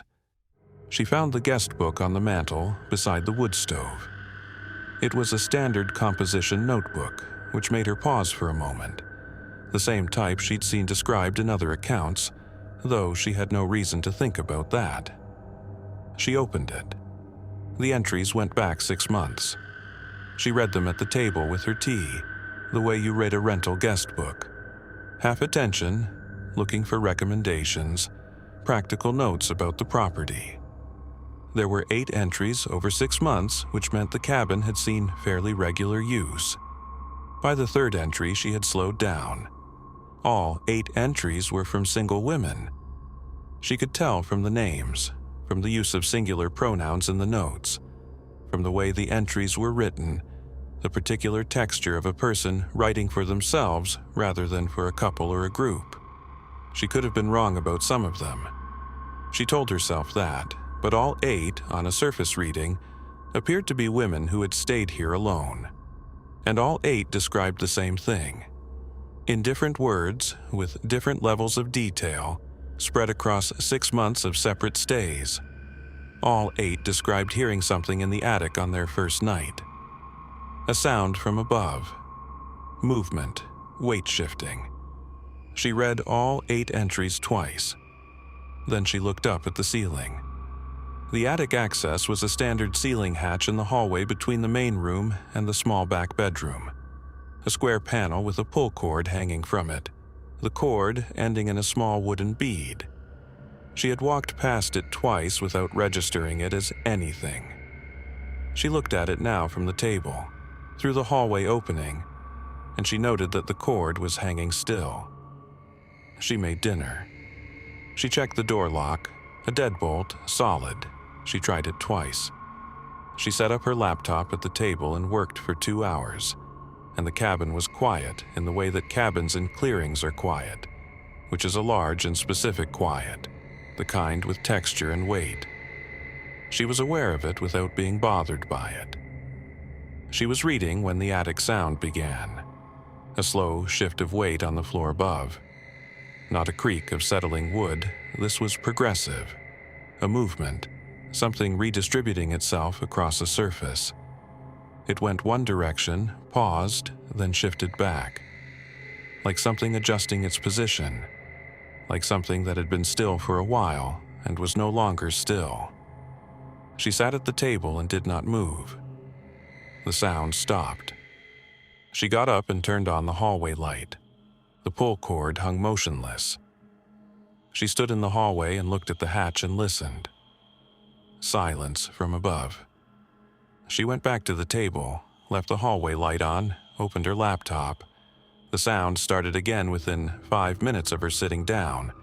The same slow shift. One direction, pause, back. She turned the main light off to test it. The sound continued. She turned the main light on. The sound stopped. Off. It started. On. It stopped. She did this 3 times before she stopped doing it. She went back to the guest book and read the entries again, all 8, looking for any detail she had missed the first time. She found it in the last entry, the most recent, which she had read before but not fully absorbed. The entry was dated 9 days ago. The name at the top was just the letter E. The entry described arriving on a Friday, finding the guest book, reading the previous entries. It described the attic sound starting on the first night. It described sitting at the table with the lights on. It described looking at the pull cord in the hallway. The entry stopped mid-sentence. The last complete line read, "The cord is," and then nothing. The pen had trailed slightly at the end of the last letter, the way a pen trails when the hand that's holding it is distracted by something it needs to look at. She closed the guest book. She put it back on the mantel and looked at the pull cord in the hallway. It moved. A half-inch swing, slow, back to center. In a cabin with every window closed and no draft she could identify. Then it hung still. She sat at the table until the pull cord stopped moving, and then she sat a while longer. The attic had been quiet since the cord swung. That was the part she kept returning to in the hours that followed. Not the swing itself, which she could construct explanations for, but the silence after it, because the silence felt less like absence and more like attention, like something that had made a small movement and was now waiting to see what she did next. She did not pull the cord. She left the main light on and the hallway light on, and she moved her chair so that her back was against the wall farthest from the hallway, the position that gave her the widest angle of view. The front door, both windows, the hallway opening, and through the hallway opening the pull cord hanging still in the lit passage. She opened her laptop and did not work. She sat with it open because the screen light felt like something, felt like a presence in the room that was on her side. The attic was quiet all night. She did not sleep. In the morning, she made coffee and sat in the same chair and looked at the guest book on the mantel and thought about the 8 entries and the woman named E, whose sentence had stopped. She thought about what it meant that all 8 guests had described the same experience, and still, apparently, 8 separate guests had stayed in this cabin over 6 months without any of them leaving a warning explicit enough to keep the next person away. She was the 9th. She decided to leave after breakfast. She packed methodically, the way she had unpacked. Laptop first, then books and research materials, then clothes, then food. She carried 2 loads to the car and came back for the 3rd and stood in the main room doing a final check. The cabin looked exactly as she had found it. She had used nothing that required cleaning, disturbed nothing that required straightening. She picked up her car keys from the table. She drove the fire road to the gate. She worked the combination. The gate did not open. She tried it again. The same code from the booking confirmation, which she had pulled up on her phone in the car. 4 digits, the same 4 digits that had opened the gate Friday afternoon. The lock turned to the second number and stopped. She tried 3 more times with full concentration, slow, making sure of each digit. The lock did not open. She sat in the car at the gate for a few minutes. No cell signal. The county road was visible through the gate bars, empty in both directions. The Saturday morning quiet in the way of rural roads. She considered the lock. She considered the fire road behind her, 1.5 miles back to the cabin. She drove back. She needed to check the cabin for a spare key, for a secondary code, for any documentation the owners might have left. She told herself this was a practical problem with a practical solution, and she would find it. She went through the cabin methodically. Kitchen drawers, the shelf beside the door, the mantel, the bathroom cabinet. She found a small binder in the kitchen drawer that had some property notes, Wi-Fi password, wood stove instructions, emergency contact. The emergency contact was a phone number with no name attached. She tried it from the porch where a single bar of signal occasionally appeared. It rang 8 times and went to a generic voicemail. She left a message describing the gate code situation. She went back inside. She stood in the hallway and looked at the hatch. She needed to know if there was something in the attic that explained the sounds.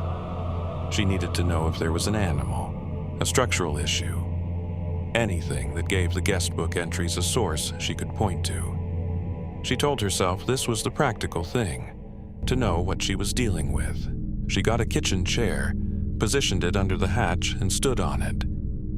She reached up and opened the hatch without pulling the cord, swinging the panel down from below, and held her phone up into the opening with the flashlight on. The attic was low, the kind of cramped triangular space under a pitched roof with just enough height at the center for a person to crouch. The flashlight reached most of it. She swept it slowly. The floor of the attic was thick with dust except for one area. A cleared space near the center, roughly the size of a person sitting or lying, where the dust had been displaced and the raw plywood below showed through. The cleared space was distinct and deliberate, not the kind of disturbance an animal makes, which is scattered and random, but a specific flattening that implied a body, a regular position, a place that had been occupied. She swept the flashlight to the edges of the space and found something else. Pushed to the side of the cleared area, partially under the low slope of the roof, a guest book. The same composition notebook format as the one on the mantel, but older, the cover worn, the pages thickened with humidity. She could not reach it from where she was standing. She got down and closed the hatch. She sat at the table. She thought about the attic guest book, and about the mantel guest book with 8 entries, and about the way the guest book on the mantel began 6 months ago with no entries before that. She thought about who would keep a second guest book in an attic. She thought about who would be in a position to write in it. She opened the mantel guest book to the back pages and read the most recent entries again, slowly, looking for anything she had missed. She found it in the entry before E's. A woman named Rachel, 3 months ago, who had written a long entry describing the attic sounds, the light response pattern, her decision to stay a second night despite her discomfort, because the gate code hadn't worked for her on the morning she tried to leave either. Rachel had stayed a second night and then left on the 3rd morning without incident. She had written, "The sounds stopped around 4 in the morning, and I didn't hear them again. Whatever it is, it seems to give up before dawn." Nina read that sentence twice. Then she turned the page and found something that was not in the entries she had read the night before. After E's unfinished entry, in handwriting that was neither E's nor any of the other hands represented in the guest book, there was a new entry. Undated. The handwriting was neat, small, careful. It described a woman arriving at the cabin on a Friday afternoon in October. It described her car, the make, a detail she recognized. It described the box of books she had carried in, the color of her jacket, the fact that she was working on a paper. It described her sitting at the table with her laptop. It had been written after she arrived. It described her. It knew what she had brought into the cabin. She set the guest book down on the table very carefully. The attic above her was quiet. She thought about the cleared space in the dust, about the size and shape of it, about the hatch that she had opened from below and that she had subsequently closed, and about the cord on the inside of the hatch, the pull cord that hung from the hatch on the attic side, the cord that something above her could reach and use to open the hatch from inside. She got the cast iron pan from the stove and set it on the table beside her. She decided she would stay awake. She would stay in this chair with the pan and the light on, and she would wait for morning, and then she would drive through the gate whether the code worked or not. She would drive the car through the chain if necessary. She would deal with the consequences of that later. She would not spend another night in this cabin. The attic remained quiet until 11 o'clock. Then the slow movement began again. The same shift of weight she had heard the night before, back and forth, the circuit above her head. She tracked it by sound. It moved from the front of the attic to the back, paused, moved forward again, back and forth. For 40 minutes, she sat with the pan and tracked it by sound, and the cabin was otherwise completely silent. At 10 minutes to midnight, the movement stopped, directly above her chair. She heard, clearly, through the ceiling boards, the sound of the pull cord on the attic side of the hatch being grasped. A small sound, the wooden bead at the end of the cord knocking once against the hatch panel as a hand closed around it. Then the hatch began to open. From above. Slowly, the panel swinging down into the hallway on its hinges, the pale rectangle of the opening appearing in the lit hallway, the darkness of the attic space above it coming into view an inch at a time. Nina stood up from the chair with the pan in her hand, and she did not make a sound. The hatch was open 6 inches, 8, a foot. Nina did not go toward it. She moved sideways 1 step at a time, keeping her back to the main room wall, and her eyes on the hallway opening and the dark rectangle above it. The pan was at her side.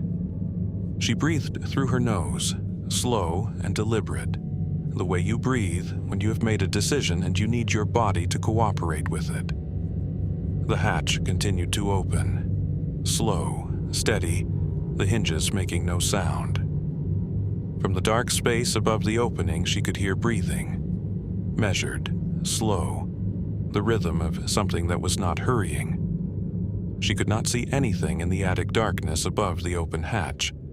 The hallway light illuminated the panel and the cord and the frame, but did not reach into the space above. Just darkness, and from within it, breathing. She reached the front door. She did not look away from the hallway. She found the deadbolt with her left hand, turned it, found the handle, pressed it down. The door opened onto the porch, and the cold October air came in immediately, sharp and real and outside. She stepped through the door. She crossed the porch without looking back and went down the steps and across the clearing to her car, the gravel loud under her feet in the total quiet of the mountain night. She got in. She started the engine. The headlights came on and lit the porch and the front of the cabin and the door standing open behind her, and she did not look at the doorway. She looked at the fire road ahead of her. She drove. The 1.5 miles of fire road took 4 minutes. She did not think about what was behind her. She thought about the gate. The gate was a chain-link gate with a combination lock, and the combination had not worked that morning, and she had one chance to make a decision about that before she reached it. She made the decision on the fire road, in the dark, with the headlights showing her 20 feet of road at a time. She was not stopping at the gate. She came out of the tree line into the small apron of gravel at the gate, and she did not slow down. She drove into the gate at maybe 15 miles an hour, the car's front bumper hitting the chain link panel, the gate bowing outward against the chain that held it to the post. The chain caught and held for a second, and then the link nearest the post gave way. Not the lock, the chain itself, a link pulling apart, and the gate swung wide. She drove through. The county road was empty. She turned onto it and drove. She did not stop until she reached a gas station 20 minutes south, a station with lights and a parking lot and 2 other vehicles in it. She pulled in and sat in the car with the engine running for a few minutes. Then she went inside and used the bathroom and bought a bottle of water and stood at the counter and told the woman working there that she had been staying in a cabin on the fire road off the county road to the north and had needed to leave and that someone should probably know the gate chain was broken. The woman looked at her for a moment and then said she would let the right people know. She did not ask what had caused Nina to leave in the middle of the night. Nina drove to the nearest town with a motel and slept 4 hours and then drove home. The county received a call the following morning from the gas station. A deputy drove out to the fire road. What he found, he logged in the incident report that the submitter of this account had access to and described in their submission. The gate chain was broken, as Nina had reported. The link had separated cleanly. The gate had been pushed aside and was resting against the fence post. But the chain, and this is the detail from the incident report that the submitter flagged, the chain had been gathered up and set neatly on the gravel shoulder beside the post. Not scattered, not dragged, gathered and placed. Someone had arranged it after Nina drove through. The cabin door was closed when the deputy arrived. Nina had left it open. The deadbolt was thrown from the inside. The deputy noted no sign of forced entry and no way to account for the locked interior deadbolt with the door closed from inside. But he logged it as a possible mechanical issue with the latch and moved on to the interior. He went through the main room, the kitchen, the small bedroom. He found the cast iron pan on the kitchen floor, not on the table where Nina had last had it. He found the guest book on the mantel. The last entry, the one describing Nina's jacket and her car and her box of books, was gone. Not the page torn out. The entry itself was gone, the pages around it still intact, as if the entry had never been written. He logged the guest book as present and made no further note of it. He accessed the attic. He pulled the cord and swung the hatch down and climbed up with a flashlight. He photographed what he found, as procedure required.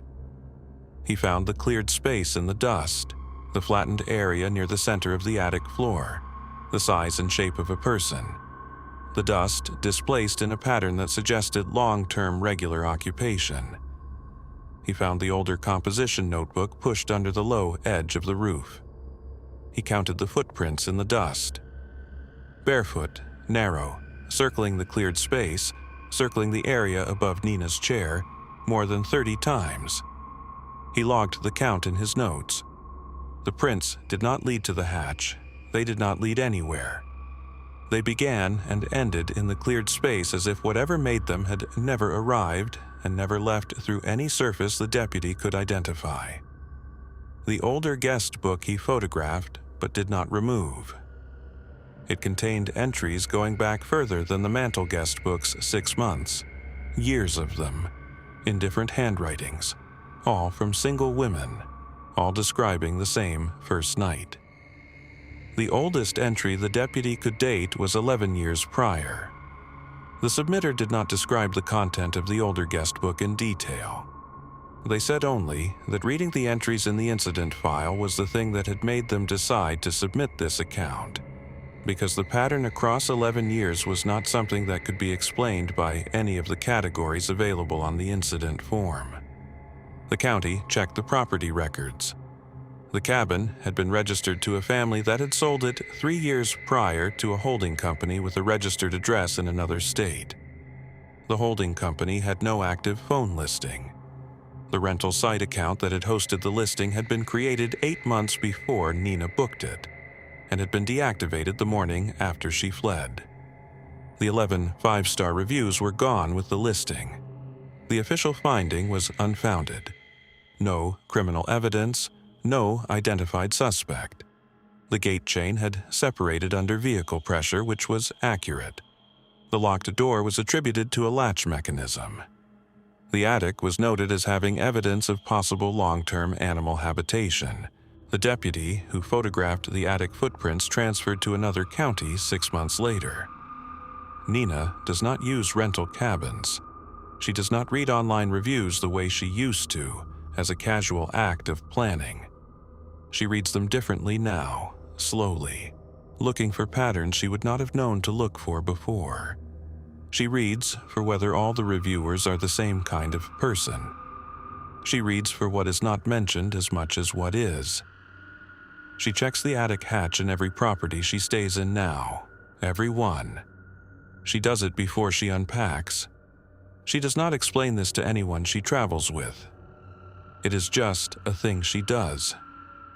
She finished the paper 3 months later at her kitchen table, with the window to the street behind her and the deadbolt thrown on the front door.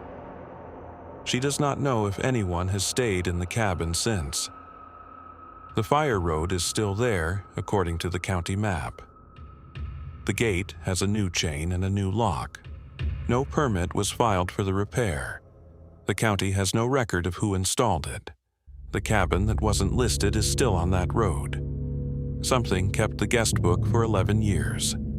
Something arranged the chain on the gravel shoulder after Nina drove through in the dark.